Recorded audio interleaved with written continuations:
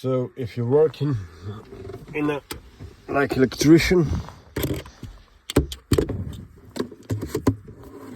something was burning the fuse for real light. I found out what the problem is. Here are damaged cables, but the game changer, the thing you need is this fuse. It's reusable.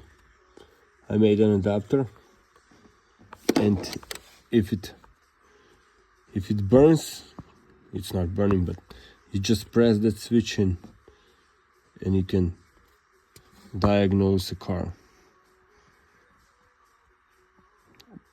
Very useful. You would burn at least 40 fuses, but this fuse